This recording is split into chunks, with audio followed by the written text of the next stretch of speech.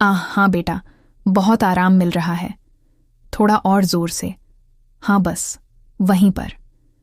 मुझे एक अजीब सा सुकून महसूस हो रहा था, और राम सिंह अंकल को भी। मैंने धीरे से कहा, अंकल, आप इस बारे में मम्मी को कुछ मत बताइएगा। कहानी बहुत दिलचस्प और भावनात्मक है दोस्तों। इसे लिखने में बहुत मेहनत लगती है। अगर आप चैनल पर नए हैं तो चैनल को सब्सक्राइब करना ना भूलें। हेलो दोस्तों, मेरा नाम पूजा है। मेरी उम्र 21 साल है और मैं अपने माता पिता की इकलौती संतान हूँ। पापा का सॉफ्टवेयर एक्सपोर्ट का बहुत बड़ा बिजनेस है और मम्मी एक बुटीक चलाती हैं।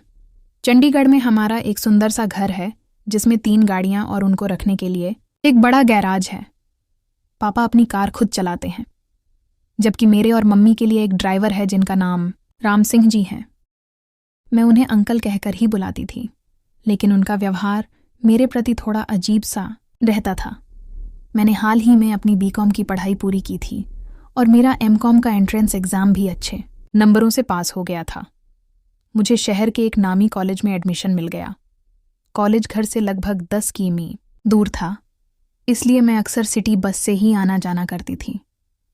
कॉलेज में लगभग सभी लड़के और यहाँ तक कि कुछ प्रोफेसर भी मुझसे दोस्ती करने की फिराक में रहते थे।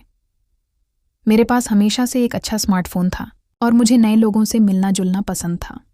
हमारे ज़्यादातर प्रोफेसर की उम्र 45 से ज़्यादा ही थी। यह बात उन दिनों की है जब हल्की हल्की ठंड शुरू हुई थी। मैं कॉलेज जाते समय जीन्स टॉप और ऊपर से एक श्रग या डेनिम जैकेट पहन लेती थी। क्लास में एक बेंच पर 2 ही स्टूडेंट्स बैठ सकते थे। मैं हमेशा पहली बेंच पर खिड़की वाली सीट पर बैठती थी। हमारे एक इकोनॉमिक्स के सर थे जो रोज़ पहला लेक्चर लेने आते थे। वह हमेशा क्लास में मेरे पास खड़े होकर ही लेक्चर देते थे। मैं तो ऐसे दिखावा करती जैसे मुझे कुछ पता ही नहीं, पर मन ही मन स्थिति का आनंद भी लेती थी। कभी कभी सर कुछ ज्यादा ही करीब आ जाते थे, लेकिन बड़ी चतुराई से अपने हाव भाव छिपा लेते थे। कुछ दिन ऐसे ही चलता रहा। मुझे इस खेल में मज़ा आने लगा था। एक दिन सर ने मुझे देखते हुए पूरी क्लास को सुनाते हुए कहा, आज मौसम काफ़ी गर्म है। मुझे तो गर्मी लगने लगी है। ऐसा कहकर सर ने अपना कोट उतार दिया। उन्हें देखकर क्लास के कुछ लड़कों ने भी अपनी जैकेट उतार दी, पर मैंने नहीं उतारी। सर की आंखें मुझ पर ही टिकी थीं। फिर मैंने भी कहा, हाँ सर, गर्मी तो लग रही है, और अपनी जैकेट के बटन फोरे से खोल दिए। अब सर का ध्यान पढ़ाने से ज्यादा मुझ पर था। तभी सर ने जानबूझकर अपना पेन मेरी बेंच के पास गिरा दिया। जैसे ही मैं पेन उठाने के लिए नीचे झुकी, सर मुझे घूरने लगे। मैंने तुरंत पेन उठाकर सर को दिया और यह सब गलती से हुआ। ऐसा नाटक करते हुए अपनी जैकेट के बटन ठीक से बंद कर लिए। मैंने यह सब इतने स्वाभाविक तरीके से किया कि सर को लगा कि जो भी हो रहा है एक संयोग है। खैर, यह सिलसिला काफ़ी समय तक चला, लेकिन मैंने बात को आगे नहीं बढ़ने दिया। सर भी यही समझते रहे कि यह सब अनजाने में हो रहा था। इस बीच सर को यह पता चल गया था कि मैं सिटी बस से आती जाती हूँ, तो वो मेरा पीछा करने लगे। अब कॉलेज के बाद ऐसा होने लगा कि जिस बस से मैं घर जाती, उसी बस में सर भी सवार हो जाते। अगर सीट खाली मिलती तो मेरे बगल में बैठ जाते, और अगर भीड़ होती तो मेरे आसपास ही खड़े रहते। पर उन्होंने कभी कोई गलत हरकत करने की कोशिश नहीं की। एक दिन कॉलेज के बाद हम दोनों बस स्टॉप पर खड़े थे। बस आई तो उसमें बहुत ज़्यादा भीड़ थी। सर बोले, पूजा, तुम किसी तरह चढ़ जाओ, अगली बस का कोई भरोसा नहीं। जैसे ही मैं बस के दरवाजे पर पहुंची, सर ठीक मेरे पीछे थे और धक्के मुक्की में हम दोनों बस में चढ़ गए।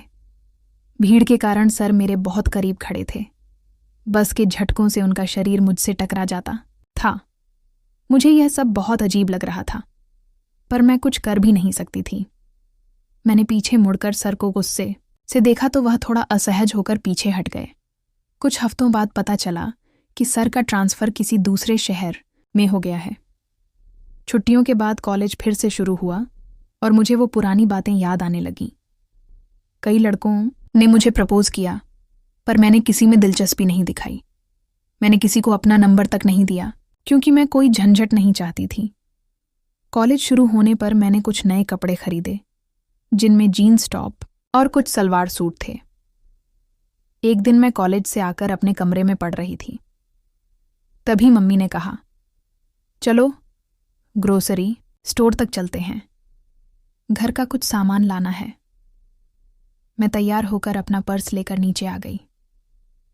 हम दोनों राम सिंह अंकल के साथ गाड़ी में बैठकर बाजार चले गए।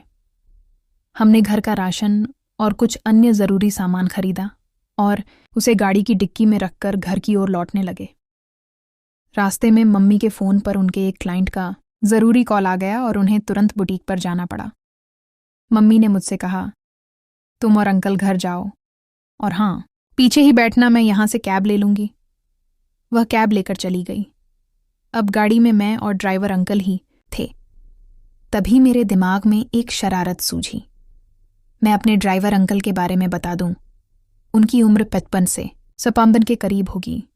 वह मुझे बिटिया कहकर बुलाते थे। मेरे मन में ख्याल आया कि क्यों ना अंकल से गाड़ी रुकवाकर आगे की सीट पर बैठ जाऊं। मैंने रास्ते में अंकल से एक बुक स्टोर पर गाड़ी रोकने को कहा और बोली, एक नॉवेल देखकर आती हूं। मैं अंदर गई, एक किताब खरीदी और बाहर आकर गाड़ी में आगे बैठ गई। बैठते ही अंकल ने गाड़ी घर की ओर बढ़ा दी। इस बीच गियर बदलते समय 1-2 बार उनका हाथ मेरी जांघ से छू गया। जब भी मेरी नज़र उनसे मिलती, वह अजीब तरह से मुस्कुरा देते। मुझे उनकी नज़रें अच्छी नहीं लग रही थीं। थोड़ी देर में हम घर पहुंचे और गाड़ी गैराज में पार्क की। मैं तुरंत गाड़ी से उतर गई और अंकल से कहा, आप अंदर से डिक्की खोलिए, मैं सामान निकालती हूँ। अंकल ने डिक्की खोली और मैं झुककर सामान निकालने लगी। मुझे पता था कि अंकल भी सामान निकलवाने आएंगे और हुआ भी वही। वह भी अपनी सीट से उतरकर पीछे आए। वह बहुत धीरे धीरे सामान निकाल रहे थे और मैं महसूस कर रही थी कि वह बार बार मुझसे टकरा रहे थे। तभी तो हद ही हो गई। वह लड़खड़ाकर मेरे ऊपर ही गिर पड़े। मैंने सहारा देकर उन्हें संभाला, पर यह क्या, उनका शरीर तो बुखार से तप रहा था। मैं किसी तरह उन्हें सहारा देकर अंदर ड्राइंग रूम में ले गई और सोफे पर लिटा दिया। फर्स्ट एड बॉक्स से दवाई निकालकर उनको खिलाई। थोड़ी देर बाद जब उन्हें होश आया तो वह रोने लगे। क्या हुआ अंकल, आप रो क्यों रहे हैं? मैंने पूछा। तब उन्होंने बताया, मेरा भी एक हंसता खेलता परिवार था।